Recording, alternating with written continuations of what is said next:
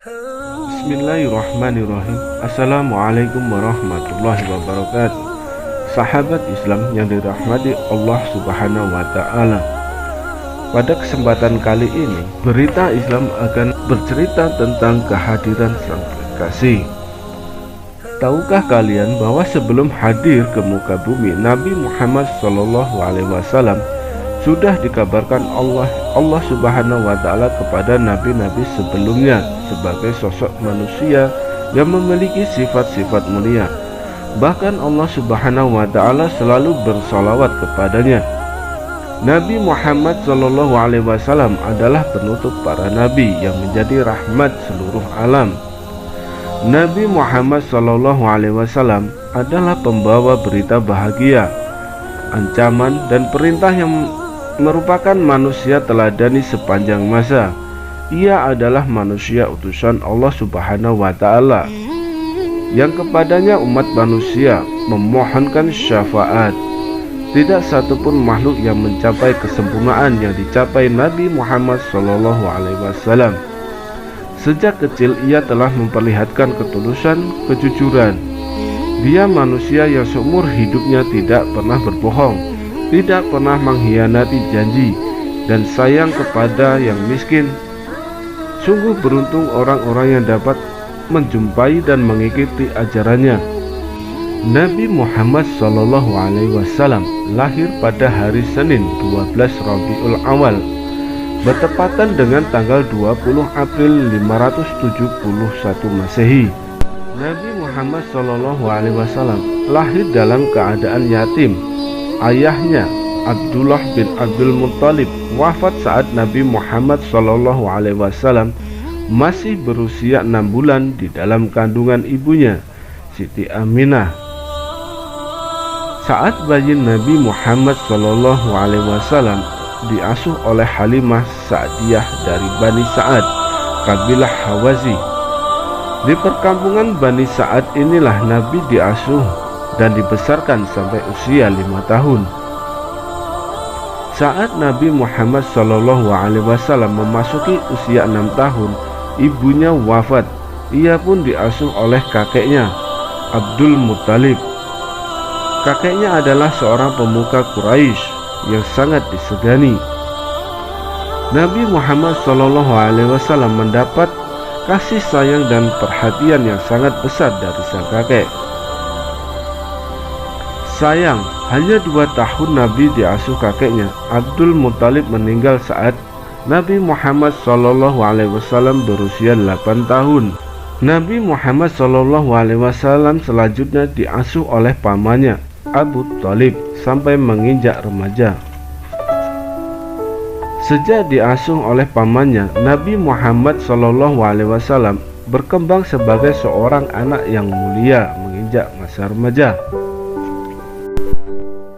Sejak diasuh oleh pamannya, Nabi Muhammad SAW berkembang sebagai seorang anak yang mulai menginjak masa remaja.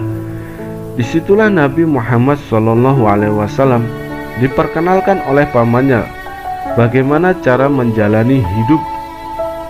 Nabi Muhammad SAW mulai mencari pekerjaan sebagai buruh di usia yang baru 10 tahun agar dapat menghidupi dirinya sendiri. Mulailah ia menjadi pengembala ternak milik orang lain di daerah gurun Mekah yang sangat panas. Mulailah ia menjadi pengembala ternak milik orang lain di daerah gurun Mekah yang sangat panas. Ia makan dari tumbuhan liar yang terdapat di gurun. Di gurun pasir itulah ia menghayati arti kehidupan, kesulitan hidup sendirian, dan rasa tanggung jawab menjadikannya lebih matang daripada usianya. Sang paman melihat kecerdasan dan kematangan keponakannya. Maka pada usia 12 tahun, Nabi Muhammad SAW diperkenalkan kepada ilmu perniagaan. Nabi Muhammad SAW yang masih remaja pun turut serta dalam mengelola ekonomi pamannya. Ia sudah ikut membawa barang dagangan yang diambil dari majikannya, Siti Khadijah. Hampir 3 tahun Nabi Muhammad SAW mengikuti pamannya untuk menjajakan barang dagangannya. Ketika kafilah dagang mereka sampai di kota Basra di wilayah Syria besar, seorang pendeta terkenal di masa itu, Buhairah, menghampiri Abu Thalib dan mengatakan, "Aku mengenal anak muda ini sebagai sosok yang kelak akan dinobatkan sebagai rahmat bagi semesta alam. Hal ini telah tertulis jelas dalam kitab-kitab kami." Buhairah selanjutnya menyarankan kepada Abu Thalib, "Lindungi anak muda ini dari orang-orang Yahudi. Lebih baik bawa ia kembali ke Mekah." Abu Thalib pun menuruti saran pendeta tersebut. Pada usia 25 tahun, Nabi Muhammad SAW mulai berdagang sendiri tanpa bantuan pamannya. Ia mengambil sendiri barang dagangannya dan memasarkannya. Ketika berdagang, Nabi Muhammad SAW sangat jujur, tidak pernah membohongi para pembelinya.